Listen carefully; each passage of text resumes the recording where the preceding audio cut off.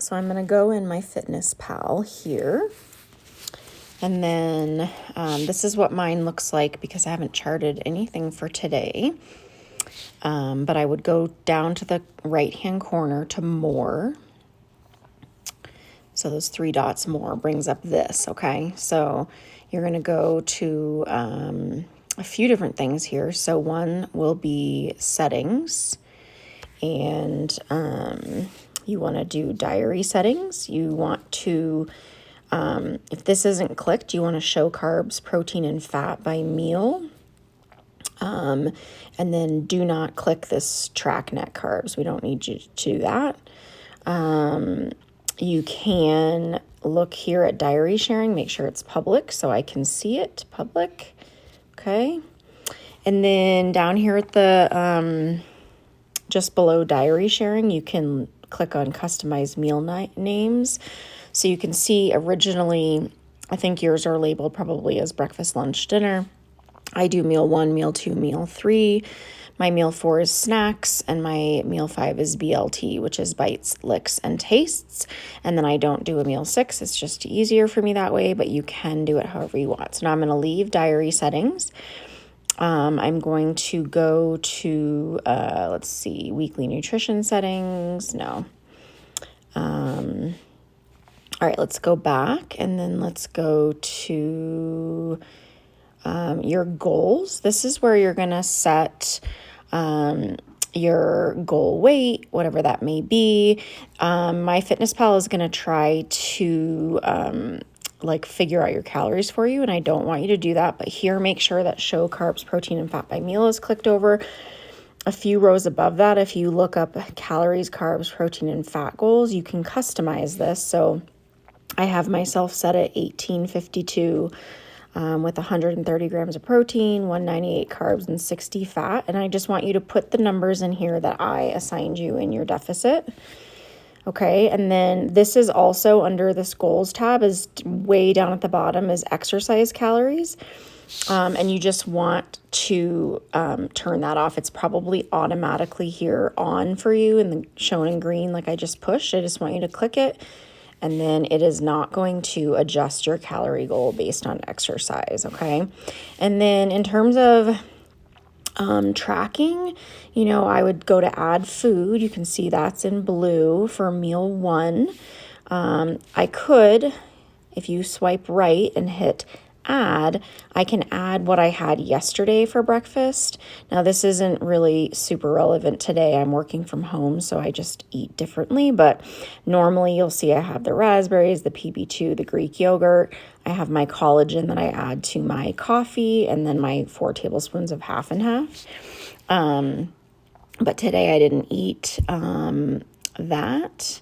And so I'm just going to delete those, and then I would start adding in. So say if you had Cool Whip, for example. I don't know if that's 1 or 2 words. So it's going to bring up different types of Cool Whip here, and I'll say, I had Kraft Cool Whip 2 tablespoons. Or the other thing you can do, so I'm going to click on that second one down.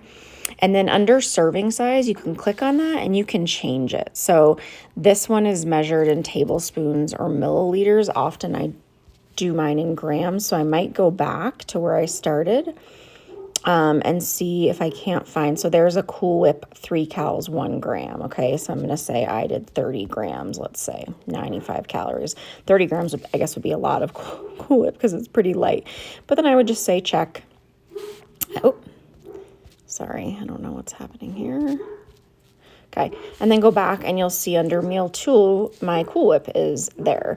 Now, if I always have, so if you want to, so say Cool Whip and I want to add like Greek yogurt or something. Okay, so I'm going to do that Greek yogurt.